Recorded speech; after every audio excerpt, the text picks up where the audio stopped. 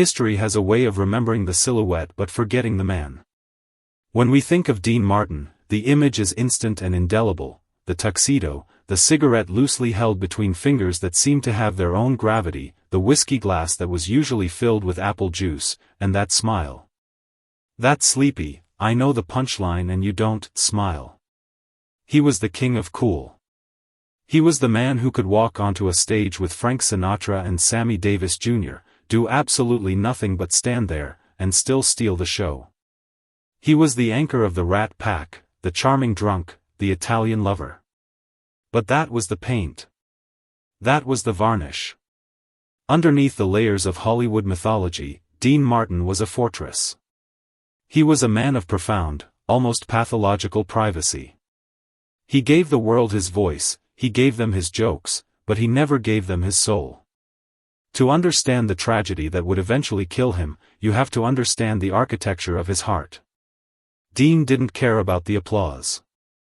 He famously said he would perform in an empty closet if the check cleared. He didn't care about the awards, he used his Golden Globes as doorstops. He didn't even really care about the fame. What Dean Martin cared about, fiercely and quietly, was his blood. His family. And at the center of that family, shining like a lighthouse in the fog of his chaotic life, was his son, Dean Paul Martin. They called him Dino. Born on November 17, 1951, he was the golden prince to Dean's king. In the brutal ecosystem of Hollywood, where celebrity children often withered in the shadows of their parents, Dino was a miracle. He absorbed the light rather than being burned by it. He had his father's dark, liquid eyes. He had that same effortless magnetism that made people want to be near him. But where Dean was cool, in a detached, almost cynical way, Dino was warm. He was engaged. He was a Renaissance man in the truest sense. He was a Golden Globe-nominated actor, starring in films like Players alongside Ollie McGraw. He was a musician who had formed the hit teen group Dino, Desi and Billy. He was a world-class athlete who played at Wimbledon. But the title that made Dean Martin's chest swell with a pride he couldn't hide was Captain. Dino wasn't playing soldier. He was an officer in the California Air National Guard. He flew F-4 Phantom jets, machines of pure violence and speed that required a level of discipline Dean admired more than any platinum record. Dean, who spent his life pretending to be tipsy, looked at his sober, disciplined, brave son and saw the best version of himself. They were more than father and son, they were the only two people who truly understood the joke of being a Martin. They played golf together at the Riviera Country Club, moving across the greens in a silence that was comfortable, telepathic. Dean would watch Dino drive the ball 300 yards and turn to his caddy, whispering, "Look at that kid. He flies jets. I just sing songs. He's the real deal." Dino was Dean's anchor. In a life of drifting through parties he hated and movies he didn't watch, Dino was the gravity that kept Dean's feet on the earth. The date is etched in the black granite of tragedy, March 21, 1987. It began with a deception.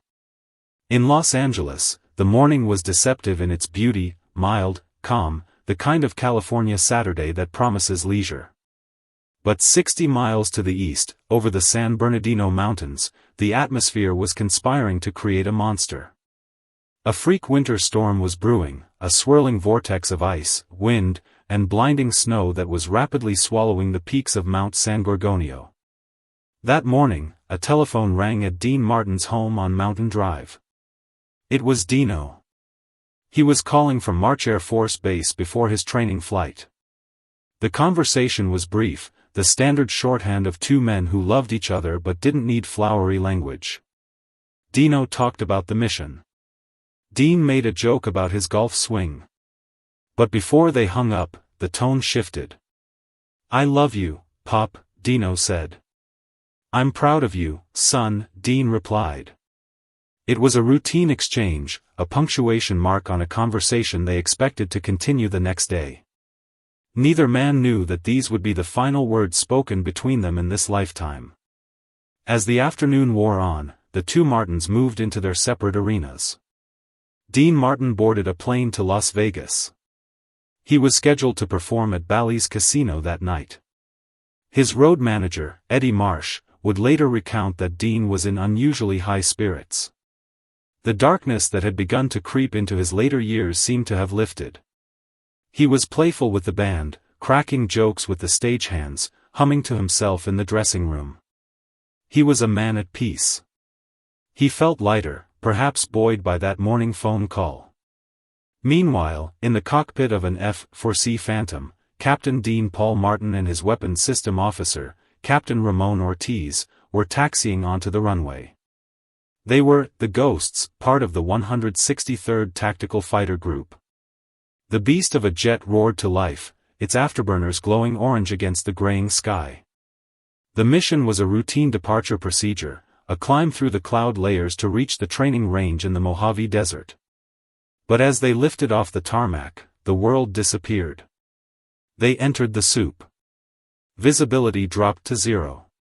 The sky became a white void where up and down lost their meaning. At 1:52 p.m., radio contact captured the beginning of the end. Dino requested a left turn to avoid the towering thunderheads that were blocking their path. Phantom 6, turn left heading 280, the controller commanded. Roger, left heading 280, Dino replied. His voice was calm. Professional. The voice of a pilot doing his job. But the radar showed a horrifying reality. Amidst the disorientation of the storm, traveling at over 400 miles per hour, covering a football field every single second, the jet didn't turn away from the mountain. It turned directly into it. The physics of the crash are brutal to contemplate. The F-4 Phantom slammed into the sheer granite face of San Gorgonio at high velocity. There was no time to eject. No time to scream. No time to be afraid. The impact was so violent that the jet essentially vaporized upon contact, the explosion instantly muffled by the heavy, falling snow. In a fraction of a second, the Golden Prince was gone. Erased from the sky. Fast forward to 9 p.m. Bally's Casino, Las Vegas. The showroom is packed with 5,000 souls. The air is thick with anticipation, cigarette smoke, and the clinking of ice in glasses. The orchestra swells, the curtain rises, and there he is. Dean Martin. The applause is thunderous. He looks every bit the legend, tuxedo crisp, hair perfect, a red pocket square providing a splash of color. He glides to the microphone, and for the first 30 minutes, it is vintage Dino. He is charming, he is funny, he is in total command. Then comes the moment that haunts the history of show business. The band strikes up the opening chords of Everybody Loves Somebody. This is the anthem. The crowd cheers. Dean leans into the mic, his voice raspy but warm, singing the lyrics that defined a generation. Everybody loves somebody sometime. He is smiling. He is happy. But in the wings, stage left, a nightmare is unfolding. Eddie Marsh, the road manager, has just taken a phone call. His face has drained of all blood. He is trembling. He steps out from the curtain, into the periphery of the stage lights. He waves. It's a frantic, desperate wave. Dean sees him. He stops mid-verse. The band, confused, keeps playing for a few bars before trailing off into a jagged silence. The audience titters, thinking this is part of the act. A skit. A bit. Dean looks at Eddie. Something's wrong, he says into the microphone. It's not a question. It's a statement. His voice has lost all its melody, it is flat, dead. Excuse me, folks. He places the microphone on the piano. The metallic thud echoes through the silent room. He walks off the stage. He doesn't run. He walks with the heavy, deliberate steps of a man walking to the gallows. Backstage, Eddie Marsh hands him the phone. The voice on the other end is a colonel from the Air National Guard. Mr. Martin, your son's aircraft is missing. It disappeared from radar over the San Bernardino Mountains. Dean doesn't collapse physically. Not yet. He stands there, holding the receiver, his eyes staring at a point 1,000 miles away. He hangs up. The stage manager asks, "Dean, should we tell them? Should we cancel?" Dean turns, and his face is a mask of absolute devastation. "My son is dead," he whispers. "Get me a car." The drive from Las Vegas to Los Angeles usually takes 4 hours. For Dean Martin, it lasted a lifetime. He sat in the back of the limousine, staring out at the darkness of the desert, the neon lights of the passing towns blurring into streaks of meaningless color. He didn't speak. He didn't drink. He just smoked, one cigarette after another, the embers glowing like angry eyes in the dark. He didn't go to his own home. He went to Jean Martin's house in Beverly Hills. Jean, his ex-wife, the mother of Dino. When he arrived, the scene was one of primal grief. Jean was already hysterical. When Dean walked through the door, the dam broke. The man who never showed emotion, the man who was too cool to care, fell into her arms and sobbed. These were deep, wrenching sobs that shook his entire frame. They held each other in the hallway, two parents stripped of their celebrity, left only with the raw, bleeding wound of loss. For the next 3 days, the Martin family lived in a suspended state of torture. The storm on the mountain was so severe that search and rescue teams couldn't reach the crash site. Helicopters were grounded. Foot patrols were turned back by avalanches. Dean sat in Jean's living room, wearing the same clothes, staring at the television. He was waiting for a miracle. Maybe he ejected, he would mutter. Maybe he's on a ledge. Maybe he's cold, but he's alive. He clung to these fantasies with the desperation of a drowning man. Friends came. Frank Sinatra called every hour. Jerry Lewis, estranged for years, reached out. But Dean was unreachable. He was in a trance. He was bargaining with God. "Take everything," he prayed. "Take the money. Take the voice. Take the fame. Just give me the boy." But the mountain gave nothing back. On the 3rd day, the skies cleared. A helicopter spotted the wreckage, a black scar on the pristine white face of the mountain. The confirmation came: catastrophic impact. Instant death. No survivors. When they told Dean, the light in his eyes, that mischievous twinkle that had charmed the world for 40 years, finally went out. He didn't scream. He just nodded, as if he had known all along. He retreated into himself, closing a door that would never truly open again. The funeral was a spectacle of sorrow, but Dean saw none of it. He wore dark glasses, not for style, but to hide the hollow craters where his eyes used to be. Frank Sinatra delivered the eulogy, his voice cracking, trying to offer comfort to a man who was beyond comforting. Dean sat clutching the folded American flag presented to him by the Military Honor Guard. He held it against his chest like a shield. In the year that followed, Dean Martin became a ghost in his own life. He stopped working. He stopped socializing. He sat in his house on Mountain Drive, watching old westerns on a loop. Red River. Rio Bravo.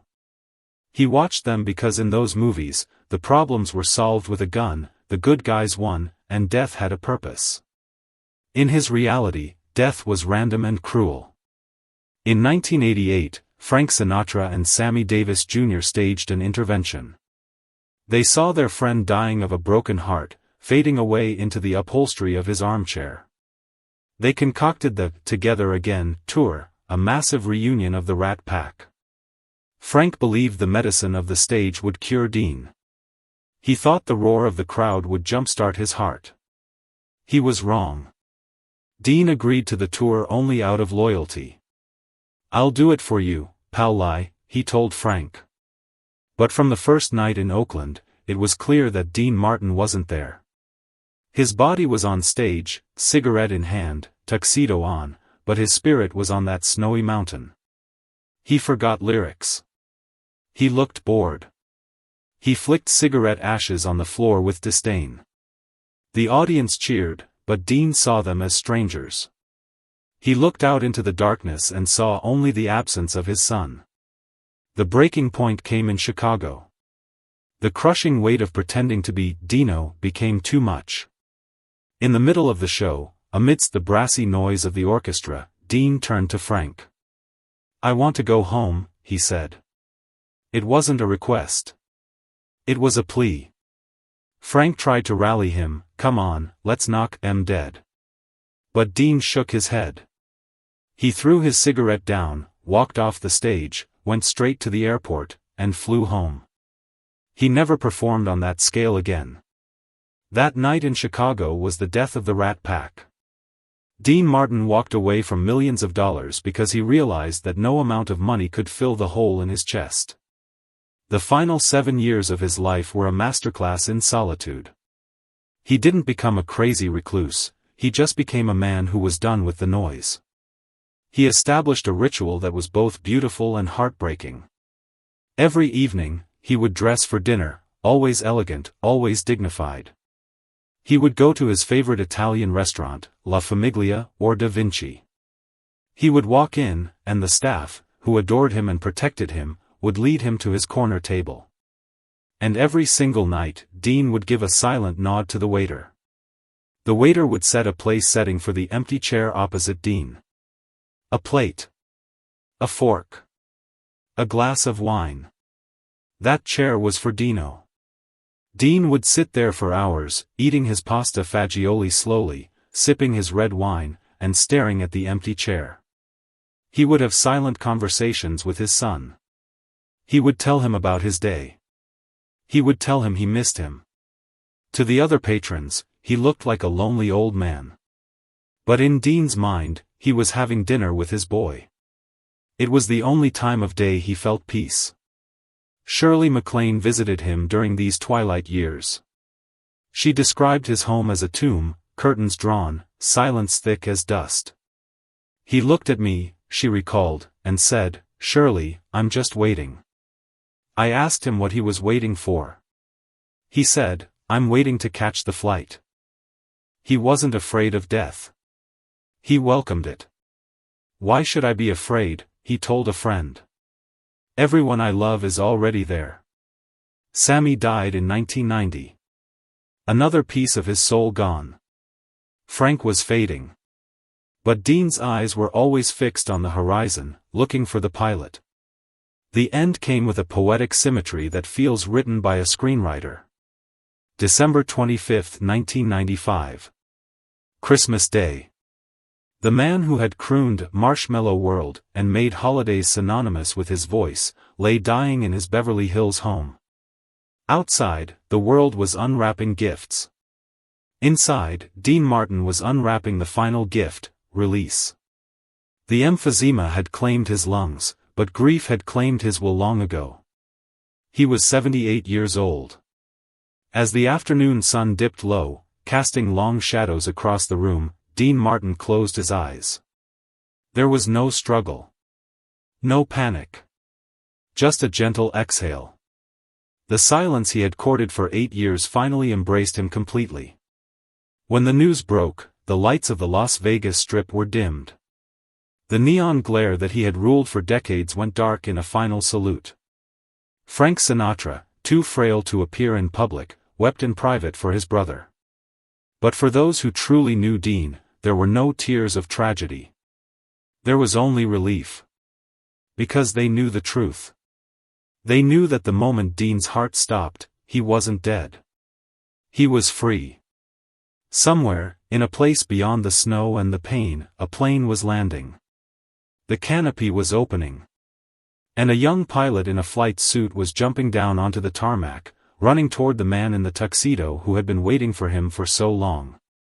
The king of cool didn't die in 1995. He just finally went home. The lesson of Dean Martin isn't about fame, or talent, or how to wear a tuxedo. It's about the terrifying power of love. It teaches us that you can have the world at your feet, You can have millions of fans screaming your name, but if the one person who matters is gone, it's all just noise. Dean Martin chose silence because without his son, the music didn't make sense anymore. And that, in its own heartbreaking way, is the greatest love song he ever sang.